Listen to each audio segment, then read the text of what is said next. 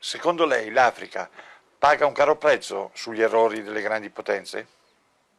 We end up with injustice, we end up with corruption, we end up with poverty, we end up with the worst possible things, we end up with the image. I don't have to tell you the image that you have in Africa.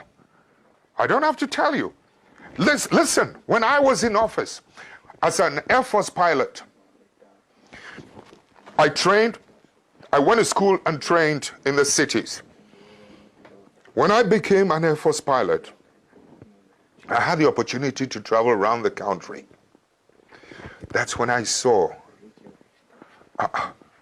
there is a big difference between those of us living in the cities and the mass people who feed us living in the rural areas.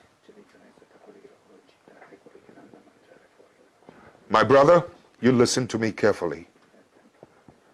The water they drink in those rural areas is such that the water you use to flush your toilet, the water we use to flush our toilet in the cities is much cleaner than the water they drink in the villages.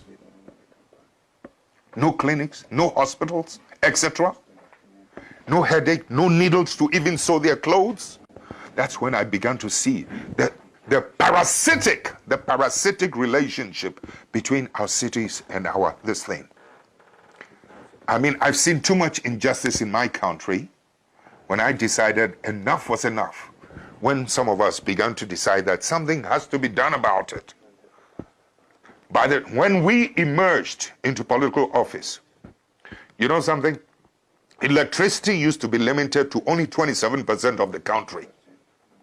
In the shortest possible time, we were able to, with Italian assistance, we were able to extend electricity from 27 to almost 87% of the rest of the country.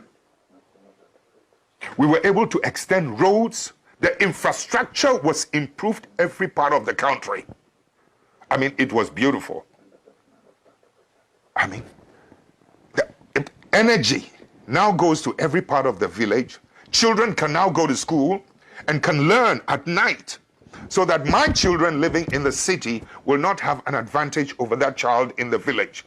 My child has no superior, was not born with anything superior than that child in the village. But so long as that child in the village is denied and deprived of electricity to learn at night and good water, etc., my child in the city will always have the advantage over the ones in the rural areas. I've been to school where rural students were doing better with the passage of time than those of us in the cities. Please, I know the potential of humanity. So when you're talking about the effects of some of these things, sometimes, you know, these superpowers must learn to accommodate and to live and to accept patriotic leadership, patriotic citizens. Too often, they're happier with people who are not patriots. But you in Europe, excuse me, don't get angry, you never seem to know the role that some of your bad businessmen, you have good businessmen, and I respect them, but some of your bad businessmen are always doing bad things on our continent. And it's our people who suffer. This kind of thing must stop. Your governments must begin to wake up to help us, to help to police and to maintain the integrity of economic policies and economic practices in my country.